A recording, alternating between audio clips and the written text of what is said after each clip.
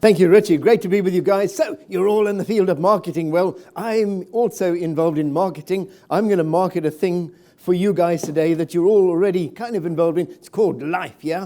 And a lot of you are too busy to really make the most of it because I'm a CMO, I haven't got time for those things, But one day you're going to die. And I'll tell you something, if you were run over by a bus on the way home today, if your HR department are any good, your job description will be on the internet before your funeral. True or false?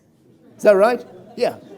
You're not as indispensable as you think. And I want you to grab this thing called life while you got the chance. When you die, you can't be a CMO, Ek is kaput. So, I want to give you some life principles about how to make the most of this thing called life. I grew up in Zimbabwe, little boy growing up, nothing wrong with my eyes. When I was 18, joined the Air Force. My dad, World War II fighter pilot. I was going to be a pilot like my dad, failed the medical. Sorry, Miles, eyesight not good enough. 3 years later, I learned I was going to go totally blind. Genetic disease, jumped lots of generations. Totally blew me away. So now I thought I couldn't enjoy this thing called life because I'm blind. Everyone said blindness is a rubbish thing. Any of you think blindness is a good thing, yes?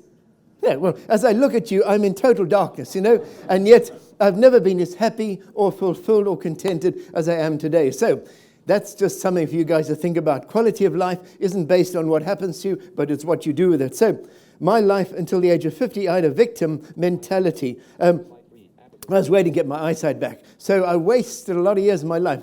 At 50, my brother, also totally blind, lives in Durban in South Africa. He built this yacht by feel in his garden. You want a stupid hobby for a blind man? It's building a boat in the back garden, Who do you think you are, Noah or something? Anyway, so he launches it, doesn't sink, and they said, what are you going to do? He said, I'm going to sail it from Africa to Australia, Durban to Fremantle, relying on speech output on my navigational instruments. No one else on board, totally blind, totally alone, in the Southern Ocean. Everyone said, it's impossible for a blind man to cross an ocean solo. You're not just a blind man, you're a stupid blind man.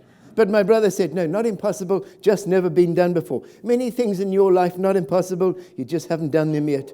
And don't say you haven't got time. All of us have got the same amount of time in life. It's what we do. 51 days later, arrived in Fremantle, nearly died in a force 10 gale, 35-foot waves crashing down, but he made it. So anyway, I thought, okay, I'm going to stop being a victim. I thought, well, okay, let's start with my dreams and my goals. My brother said, don't focus on your blindness, focus on what you want to do, get on with it. So I wanted to be a pilot, came back to England, and I'm now fully qualified microlight pilot. Can't see, but I decided I can use my ears to get the information into my brain, speech output on my flight instruments. It's only as wide as the chair you're sitting on. I've flown it at over 20,000 feet, decided to fly from London to Sydney in Australia in this. So, but even though I'm fully qualified here in England, they won't give me a license just because I'm blind. So, I've got to have a sighted co-pilot with me. I've tried applying to BA, Qantas, everybody. No one will even talk to me, but now there's Ryanair, and I've had 2 telephone interviews, so anyway, totally, I'm just trying to avoid meeting anybody for a while. So anyway, so I decided to fly from London to Sydney, 4 years of planning, had a sighted co-pilot. The day before I'm due to leave, I'm being sponsored by the Standard Chartered Bank, hoping to raise $1 million for kids going blind. Night before, ready to go the next day, BBC, Sky, Reuters kind of see me off. My co-pilot, after 4 years of being with me, has a panic attack. He's off, locked in the toilet, in tears, blubbering away, phoning his wife. No, he's not coming because you're going to die. We're going to die because you're blind, And I said, why didn't you have a panic attack 4 years ago when I first spoke to you?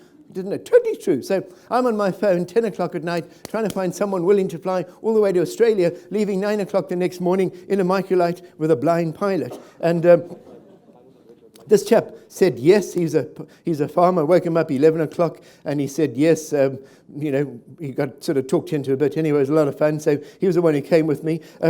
When I finally landed in Darwin on my way to Sydney, flying over the Northern Territory, a lot of headwinds, ran out of fuel, just landed on the road. I was guided in by my co-pilot, missed all these big cattle trucks and things, filled up with fuel. Here in England, if you land an aeroplane on a public road, they put you in prison. In Australia, they give you beer. Whoa, good on you, mate, have another 3. So anyway, a lot of fun. So 55 days. I nearly died in this a few times, but great fun. I got to Sydney in Australia, and this video clip I'm running up to have a bit of volume is what it was like me arriving in Australia. Here we go. Slide 10, Sydney TV. Home is 20,000 kilometres behind him, and the world's most beautiful city is unseen beneath his wings. Between the bridge and the opera house. It doesn't matter. In his heart, Miles Hilton-Barber sees everything. Tiger! The first blind man to fly across 21 countries in an oversized hang glider. I can smell what's growing in the fields below the crops. He navigated with talking instruments and co-pilot Richard Meredith Hardy, who stood in at the last minute. I got this call. Would you like to fly a microlight to Australia starting tomorrow with a blind man? And, well, what can you say, really? He said yes! They froze over the mountains of Lebanon, nearly crashed into cliffs in Malaysia. Pouring with rain, the engine was bellowing, trying to cope with all the water going through it. Lightning flashes ahead of us. He risked his life to raise money for blindness programs in third world countries. Miles has also finished the world's toughest foot race, 250 kilometres across the Sahara. He's done the world's coldest marathon in Siberia, sledged 400 kilometres across the Antarctic, and he's climbed Mount Kilimanjaro. The only thing holding me back is 5 inches, and that's the distance between my ears. Attitude is what determines altitude. He hopes Australia smells like a cold beer. Ella Callan, 7 News. So, my friends, there's a big appeal for all of you here. Stop waiting for things out there to change. The biggest thing that needs to change in your life for you to get a hold of this thing called life, live it to the full, it's attitude. It's what's going on in your head. If you can't change your circumstances, change your attitude to your circumstances. I've got 2 fears. I'm afraid of height. This is me abseiling 450 feet down Table Mountain, and I'm also claustrophobic. This is me. Maybe I've got missed one there. Okay, I've missed one. There's also one of me scuba diving, but I'm also very claustrophobic. My scuba instructor said, listen, blind man, stop panicking in a swimming pool. You're wasting my time. You've either got to learn how to breathe underwater or don't be a scuba diver. And he said, listen, the air you need, it's not 100 foot up there, diving on a wreck in the Red Sea. It's on your back. And all you got to do is change the way you think, your attitude towards fear. The word for fear in English, F-E-A-R, stands for false evidence appearing real. Now, a lot of you are held back, maybe not with the same phobias as me, but you sometimes think, I'm not sure if I can do that. You're afraid of failure. There's something worse than failure, and that's failing to try. So I want to say to you guys, as I said, you've only got one crack in life. Any of you have got children under the age of 12, yes? Okay, if you have, 80% of all the time you will ever have with your children is before they reach the age of 12. Your kids don't care what your job is, how much money you own, what car you drive. All they want is time with daddy and time with mummy, So guys, this thing called life, you've only got one crack at it. 80% of all the senior leadership I speak to around the world tell me openly, we're not happy with our life-work balance. You got to do something about it. You, as you get a balance back in your life, will become a more effective CMO. You can't say, Miles, you don't understand all the load. Listen, remember what I said? You die, they'll have your stuff on the internet before your funeral, So get a balance. I've sat with people on their deathbed, you know what? And probably 7 out of 10 have serious regrets about things they missed, their quality of life and what they wanted to do. A little while ago, I had a chance to run the New York Marathon a couple of years ago. No training, 2 weeks to go, damaged ligaments in my knee. Miles got a vacancy, come and run the New York Marathon. Any of you done a marathon, yes? Okay, well, anyway, so with no training at all, I said yes, and I went and ran this. So people, you don't normally run a marathon with no training. And by the way, 4 weeks on Sunday, I'm running the Ho Chi Minh Marathon in Vietnam. I started training last week. I did a 7-mile run. I'm done doing my second run tomorrow. Some of you have done marathons, yes? Is this a good way to train for a marathon? Yes or no? No. But listen, I may not have that opportunity again, so I'd rather take the risk of winning, but also failing. You see, there's something worse than failure, and that's failing to try. So I may not win, but I'm going to be there, and I'll just enjoy it. Guys, life begins at the edge of your comfort zone, so give it a go, or you'll never know. By the way, New York was very bad. Over 6.5 hours. Is that a good time for a marathon? No, it's really. But there were 240 children, blind children, who got to see what their mummy looks like for the first time because of the blind man. They don't care if the blind man took 6 days or 6 weeks. All they know is that now they've got a life they can see. So this next video clip are some of the things I've done since I turned 50. And I'm just trying to give you an idea that you don't have to wait for things to be perfect to get out there and embrace this thing called life. Bit of volume, please. This starts with me flying the Channel a few years ago. Slide 18. First blind man to fly the English Channel a few years ago. Crossing the Qatar Desert, I've done 4 desert ultras. This is only 120 miles, but that thing I'm pulling weighs 400 pounds. I pulled it non-stop for 3.5 days. Very, very, very stupid thing to do. Then I went wing walking, get rid of my fear of height. Didn't work. I was really quite frightened. Couldn't see where I was going. Want to be the first blind man to pull a sled to the South Pole. Great place to go. No good for your CMOs. There's nobody there to market or whatever. But still good, great place. Flying this Dornier 3-engine float plane. Got to 100 feet, banking 60 degrees. Behind were some VIPs, Bentley, Breitling watches. Saw a blind man in the controls. They began to vomit over their Armani suits in terror. Took that as a compliment. Don't even own a fancy Armani suit. Don't know if you guys are wearing one today. I haven't got one. A lot of fun. Then I was having a race with a British general, bridge building, and the Royal Engineers in Germany. I beat him across the river. Then I went hot air ballooning over the Nevada desert. Bit of a crash, blood, broken ribs. Bit of volume, please. And being American, they're waiting for us to sue them. We just wanted to do it again. It was great fun. The group will need to consider Climbing what little Kilimanjaro. energy they have left. The route to Summit Camp means crossing the Barranco Wall, 600 feet of rock face. There's certainly some dodgy sections when I have to listen very carefully to John when he tells me to keep to the right, and I may know that there's a life-threatening drop on my left.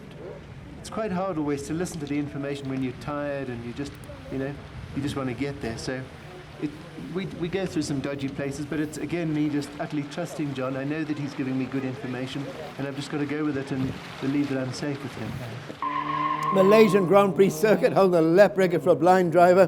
120 mile an hour through the chicanes, spun up a few times, but got back on, even won the race. Didn't see the flag, but afterwards, bonus. You were the winner. Oh, that's nice. Didn't know that. We kept the black side, the rubber side down, and it was phenomenal. We lost it on a couple of corners, but she's very, very stable, and we had to point her in the right direction a couple of times, but apart from that, we kept going the right way around, which is what it's all about. Tiger! Never go driving with a blind man. White water rafting down the Zambezi. I got thrown out. I did 3 sets of rappers on my own. Quite scary with the crocodiles waiting in the green water, but they didn't eat me. Then I went cage diving with great white sharks of Cape Town. Said to the man, listen, I want to touch one of those sharks. Otherwise, I won't believe they're there. You're just stealing money from a blind man. Got you in about 2 inches, nearly bit my hand off. Wiped there the camera, forgot to click. Would have been a great picture. Anyway, I'll do it again. Flying the Channel 5,000 feet, my co-pilot looked down, miles, French girls, sunbathing, topless. Let's go down low, have a good look. I said, baby, if I can't see, you can't see. We stayed high the whole time. He swore at me like a sailor's parrot. He was very upset. In fact, I was upset as well. Anyway, did I just think that? Anyway, bobsleighing down the Limbic track in Lillehammer, Norway, getting up to more than 80 miles an hour in less than a minute, pulling 5 Gs around 17 corners. Much more shocking and violent than you realize when you just watch it on the Winter Olympics on the telly. Very good leadership development. I think you'll hear it's a secret, but you'll hear where the next CMO one is. You'll love it. Just go to the toilet first. It's okay. I love scuba diving now on wrecks in the Red Sea. I've overcome my claustrophobia. False evidence appearing real. Skidoo racing in Norway, 150 brake horsepower, 0 to 60 mile an hour, 3.2 seconds. Doing over 100 mile an hour over the ice there. Great fun. And this last clip's me doing the solo kamikaze skeleton run. Do you remember someone died at the Canadian Winter Olympics? This is the scariest thing I've ever done. Just a great experience, and I'm hoping that I can encourage other blind people to come and do this as well. Apparently a lot of people do it with their eyes shut, so it's not such a big deal, yeah. So, isn't that interesting how my quality of life has been transformed and nothing has changed? I'm still as blind as a bat, but now I'm a very fulfilled bat, you know. In fact, I'm blinder than a bat. But quality of life is not based on your circumstances, it's based on your attitude, your response. Whatever's going on in your life, if you can change it, why worry? If you can't, change your attitude. Well, I want to be the first blind man to climb to climb Everest a few years ago. Long story anyway. In training, they thought I died at altitude, blah, blah. So back to Kathmandu, don't climb again. I did Kilimanjaro and Mont Blanc to prove it wouldn't kill me, but I was then short of time to do Everest. So I said to my friend John, if I can't be the first blind man top of the world Everest, what about bottom of the world South Pole? He said, yep. 9 weeks, 5 weeks, 4 weeks. Well, when Kilimanjaro made that decision, took 9 weeks for me to set up the whole thing and to be on my way to Antarctica. People said, Miles, how will you be guided in these katabatic winds and crevasses and blizzards and whiteouts? I said, well, actually, I'm not sure. We'll have to see how it goes. And by the way, I've never skied on snow, and the first time will be when we get there. They said, isn't that irresponsible, going all the way there, 250,000 pound, sponsorship, and you're not even sure if it's going to work? I said, well, have to give it a go. If you wait till you've overcome all obstacles before you do something new, you'll never start anything. Life begins at the edge of your comfort zone. Give it a go or you'll never know. One day, you're going to look back and think, I wonder what would happen if I'd actually said yes to that thing. When opportunities come, as I said, there's something worse than failing, and that's failing to try. Life is a beautiful gift. I'm amazed at how easy these things are. I mean, usually doing a marathon takes about an hour, and I'm thinking, you stupid idiot, why did you say yes, And I know when I get to Ho Chi Minh, I'm going to regret it seriously, but what the heck, it's too late now, and I'm just going to do it. Well, so life is this wonderful gift. After flying to Australia, I thought, I want to fly the airplane. I would have flown in the Rhodesian Air Force, as they were called then. Hawker Hunter, phoned the chap, Andy Cuban, ex-Red Arrows wingman. Phoned him up, can I come and fly? You've got to be a fully qualified pilot. Went through the whole checklist like I've done with Ryanair. Anyway, so a couple of weeks later, got out of the car with my white stick, and I said, Andy, I'm here. Where are you? And where have you hidden the airplane? I'm so excited. And he said, airplane's here. It's a big airplane, and what's that stick for? I said, well, it's because I'm blind. He said, you never told me on the phone you were blind. I said, I'm sure I did. He said it was a funny conversation. You told me you were not a kind pilot, blind pilot. So we had a conversation, as you can imagine. But here I am, age of 57, spooling up this beautiful Rolls-Royce engine. When I was 18, when I could see, no, get away. It was one of the most amazing emotional moments in my life. Here am I doing the takeoff. The Discovery Channel in Canada heard about it, and they made a little mini documentary. And this video clip I'm running now is me flying the Hawker Hunter. A bit of volume, please. Here we go. It's a totally different experience from flying his ultralight. Put your foot over the edge, Miles. That's it. He can't even find his way into the cockpit. Put the other leg. The other side. That's it. Lovely. A quick overview of the controls, and he's off. So full of anticipation, lots of adrenaline. 3, 2, 1, now. That's me doing the takeoff. Woohoo! Okay, that's the blue sky. We're now climbing at 360 knots. Now use the stick forward. Upside down, keep rolling. Very good. Miles, you can fly this as well as a sighted person. Oh, man. You'll fly it by yourself. I'm not touching it, okay? And G-force. Here it comes. Ah! Pulling 5 Gs, doing a loop. 5 G. I'm going to relax in a second. Relaxing. Good enough for a leap. And coming up. After a few minutes, though, the wild ride starts to become a bit much. I'm just feeling a bit sick. I did the landing trying not to vomit. It's very hard to vomit and land a supersonic, fighter jet at the same time. Sorry to show you this. He manages to hold himself together long enough for the plane to land. And with the voice cues, you can fly as accurately as a sighted person. It's amazing. I've never seen it like it. Woo! It was a dream come true, much more real than I thought, just quite amazing, the G-forces. I keep on saying to people, you can live your dreams. More and more I'm realizing that there are many sighted people in the world who are actually blind to their own ability, and I'm trying to give them vision.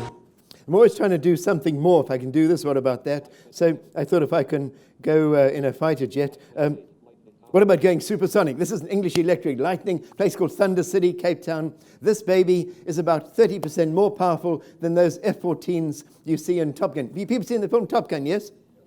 Anybody not seen Top Gun?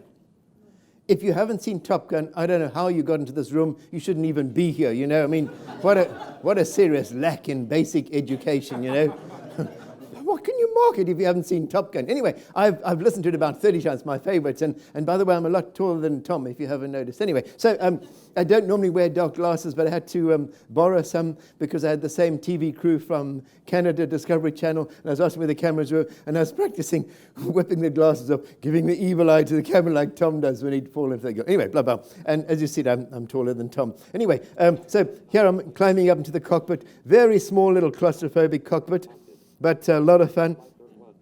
Here am I taxiing. It's got that Hawker Hunter. This got two of the engines, one top of the other. It's amazing. This baby climbs at 50,000 feet a minute at sea level. It's so amazing. And I got to fly it. So went down the runway, Cape Town International Airport. I was stationing at full throttle, both engines, flame pouring out the back, like you see in Top Gun. 90 seconds after being stationary with the brakes on, I was at 50,000 feet in a vertical climb doing a Mach 1.4 over 1,000 miles an hour. I became the first blind pilot in world history to vomit at supersonic speed. So, which isn't a pretty sight. I won't show you, but I'll just show you what it was like me doing the takeoff and a bit of volume. Amazing thing. This is what it was like doing the takeoff. There are no limits in our life except those that we accept ourselves. And if a blind man can have the privilege of being at the controls of a supersonic fighter, you can do anything you want with your own life. We're really accelerating. We're just passing 300 knots now, coming up into the runway. And we're about to go straight up. Now we're going straight up. Oh man, we're now going way to go! Truly one of the most amazing moments. Wasn't cheap. My return airfare from London to Cape Town return was cheaper than 1 minute flying the Lightning. Whew, what a lot of money. But I got permission from my wife. Anyway, it was a lot of fun. So, big game saying to you in life, say yes to life. You know, it's the only one you've got. Don't waste it.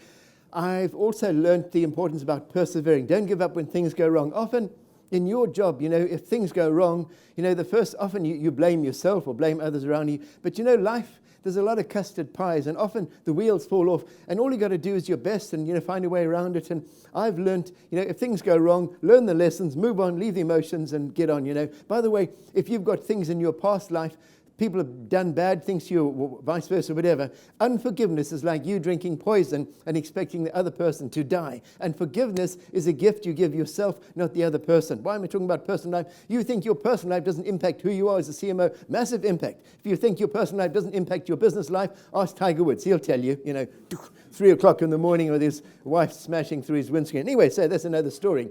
But all I'm saying to you, get the balance back in your life. You'll be a more effective CMO. After my brother sailed to Australia, thought better get fit. I was 50, no running since I was 17, so I entered a thing called the toughest foot race in the world, Marathon des Sables, 150 miles through the Sahara Desert in 6 days, rucksack on your back. Someone said, blind man, you're going to get blisters. So they said, put surgical spirit, rubbing alcohol, white spirit on your feet, toughen the skin. I was doing that, ran out, went to the chemist to get some more. Didn't explain what I was using it for very clearly. They gave me acetone, and I put that on my feet because they didn't read the label. So my feet before the race were worse than most runners at the end. Any of you people had blisters, yes? They cheeky little things. So now, also, not only did feet like that before the race, I had a crack in my ankle bone, stress fracture, too much running, 70-kilometer run, high peak trail in Derbyshire, sports physio, x-ray, wrapped it up, don't walk in it for 6 weeks, blind man, pair of crutches. 2 weeks later, I'm starting this race. I knew I wasn't going to win, but I thought, let's see how far I can go just on this. If you're English, we call it bloody mindedness. Just don't give up. You know, you would be amazed. No matter what happens to you, my personal view of life is that the creator of this incredible universe won't allow you to face anything that's too big. Whatever's going on now in your personal life, hang in there, keep going. And no matter if you're going through bad days, just keep going. You'll be amazed. So this video clip I'm running now for some volume is, I'm just talking about perseverance. Carlton TV made a documentary. Here's a brief clip from it. Slide 35. A nightly ritual for most runners. A visit to the dreaded medic tent. It's broken all 3 sides all the way around. Yeah. Yeah, so it's just flat. It's just taking that. You cut the top of the blister off and put antiseptic on. It's less liable to go septic that way. They're very good at it. That's all right. Only 2 weeks ago, Miles' feet were already in a mess. He'd been using white spirit to harden his soles for the desert. But a shop assistant had given him acetone instead. Not being able to read the label, he'd used it and burnt off several layers of skin. That's quite sore there, sir. With 5 days still to go, a trip to the medic tent and possible elimination had to be faced. Swinging right, Miles. I can see the finish. For Miles and John, the proof that they too have conquered the toughest foot race on earth.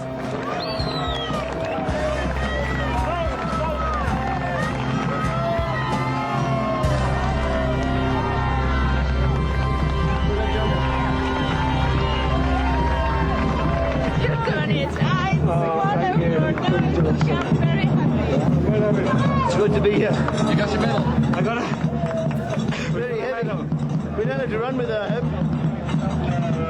Yeah. Superstar. So a big thing about life, rather basic, don't give up, otherwise it's finished. And also, of course, have a lot of fun. There's me at the bottom of the Red Sea, the chap in the wheelchair, paralyzed, no legs. It's the only photograph in the world of a blind man pushing a paralyzed man along the bottom of the Red Sea, using my white stick to find the way, you know?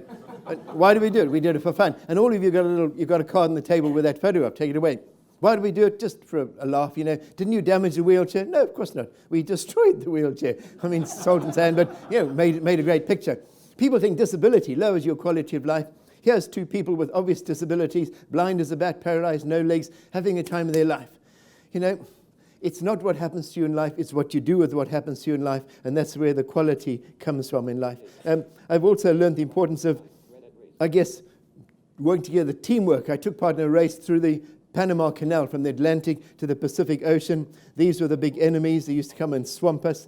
These guys won the race, but these girls from California came seventh. They beat six. They beat 48 out of the 84 teams from around the world. They weren't the strongest. They were the most united. You CMOs here, listen, it's not how hard you work, it's not how hard the people under you work, it's whether you're all going in the same direction. Now, if you're paddling, and one person paddling in a bit of a different direction, it's not really what you want to do. So together, everybody achieves more, TEAM, that's a big thing. So make sure, you know, stop and think, all the people under me in marketing in my organization, do we all understand where we're going? You know, it's not how hard you work. Some people are working their guts out, but they're not paddling in quite the same way as you. So make sure there's unity in the team. I've learned so much about relationships. The guy who's taught me so much about life is John. He's like my best friend. He says bad things about me. Just the other day, he was telling some friends that the day he met me was the day that God cursed his life.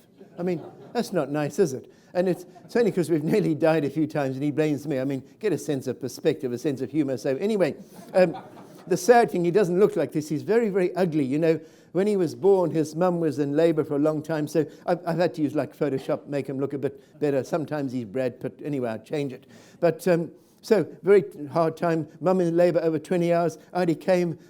Horrible little monster panting there. Consultant been up all night, took one look at this monster, gave his wife a slapping, his mum a slapping for that. Anyway, when he was 4 years old, a little toddler, he was still so desperately ugly, their own family dog refused to play with him unless they first tied a pork chop around his neck. Sad story.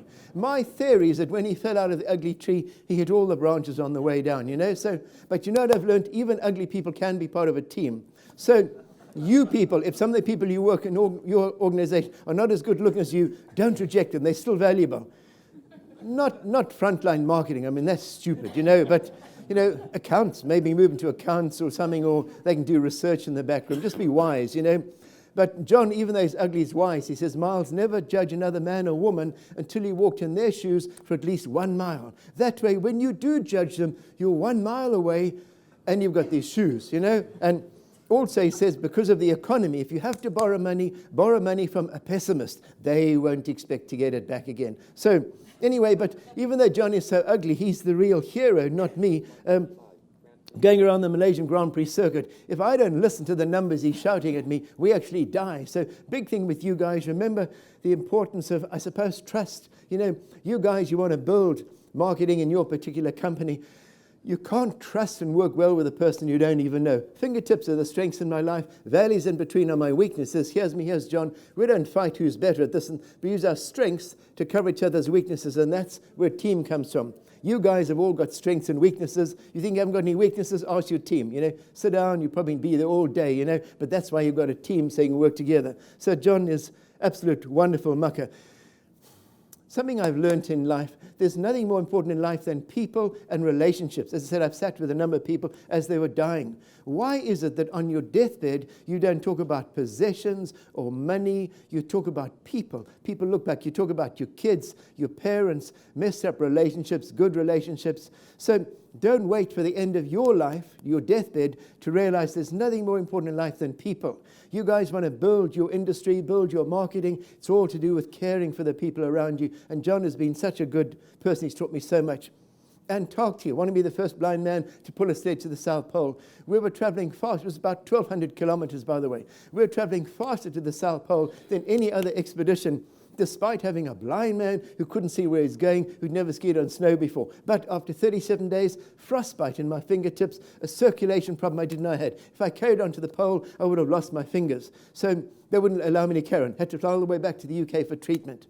John, there was me, John and me and two others. John said, do you want me to fly back, Miles? I said, no, John, you carry on to the pole without me because you're raising money for these blind kids. Had a white stick like I have here, big flag. Get the flag in the South Pole, we can raise a lot of money. John said, if you want me 2 miles, I will. He spent another 31 days without me across that obscene cold place just because I asked him to. How many of you here have got the privilege of having such a good person in your life, friend, that they would be willing to go to the ends of the earth for you? That's what John did for me. And this last video clip is a reminder of the fact that life is all about friendship and people and relationships. Bit of volume, thank you. Slide 46. Slide 47.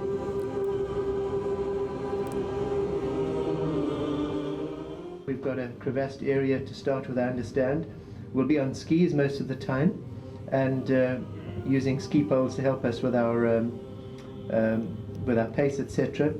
A lot of it is going to be mental, I think. It's a long time to slog 8 or 10 hours a day, 7 days a week. Day one of the actual expedition, and I think we're going to take it one day at a time. That's the way to conquer most things.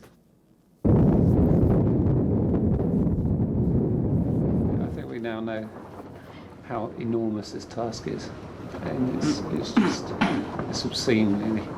The routine we got into is an hour and a half walking and then a quarter of an hour break, which means that in an hour and 3/4, which is the same time as it takes to get on a train from Derby and go down to London. We've done that 6 times today. And all that time it's like sitting on a train with no one to talk to, no book to read, not being able to sleep. And you just got to fill your mind with something the whole time. It's really bizarre. So all that time it's just trying to occupy your mind and keep your mind going. And then not only that, it's about -30 and you're pulling a sledge behind you as well. 1 or 2 toes I can do without, but my hands are my life, they're my eyes. This lack of feeling started in my fingertips fairly soon after we left. It isn't the end of life just because you're going home now. You can go home with your head high. Done a lot for the RNIB, done a lot for yourself, done a lot for friends around. So, yeah, if I can't make it to the pole, then I'm asking you to take the flag for the Royal National Institute for the Blind to continue the expedition. Yeah. And I'm charging you with, to the best of your ability, to plant that flag, to have it flying at the South Pole.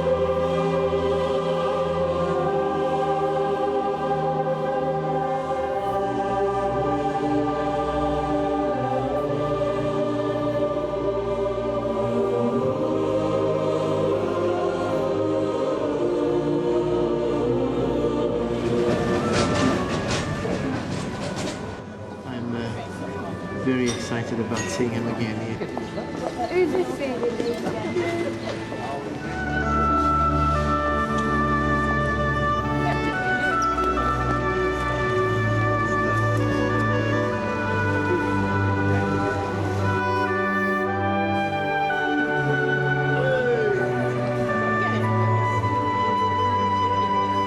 That's good. Got some Brilliant. great friendships, mate. Well done, John. Congratulations. Fantastic. 2 weeks after John got back, we had a big fundraising dinner, Savoy Hotel around the corner. I showed them the video clip and then said, now we're going to auction that flag, but nobody can keep it. It's going to go on display at the headquarters, Judd Street. You can see it there tomorrow if you go and have a look. But I said, look, give us a check, £50, £100, start off the auction. You can have a photograph with the flag, then we keep the flag, we keep your check, you get a picture. You know, just a joke. But they were so struck. They'd seen that video clip, the commitment of John. They fought over that flag. Somebody finally wrote us a check for £53,000, and they couldn't even keep the flag. And if John wasn't so ugly, we would have got £100,000. So here is my closing slide here. That is the What am I saying? Beautiful people. Listen, here in my heart, what I'm trying to get hold of you is that, yes, you're in amazing roles, you're very, very successful, but there's a bigger thing called life. There's people around you that maybe you're neglecting. When you're over busy, you start stealing time from yourself, then you steal time from your family and your loved ones. It's the only life you've got. My experience is that the most effective leaders I meet around the world have got a balance. When you have an inspiring personal life, you become more effective. Paul Pullman heading up Unilever. Anyone from Unilever here? Maybe not. Okay. Richard Branson, Virgin stuff. He still has time to play with balloons and whatever. So it's getting this balance. So all I'm saying to you, I'm appealing to you on your way home today, just look at your life, get the balance back. You'll become a more effective person. This is the route I took to Australia. When I was 18, sorry, Miles, you will never fly, never be a pilot. Some 35 years later, as blind as a bat, had the wonderful privilege of flying more than halfway around the world. You beautiful CMOs here, never let anybody tell you whether you can live your dreams and live life to the full or not, because the only limits in your life are the ones that you accept yourself. God bless you, beautiful people. Have a great time today. Thank you very much.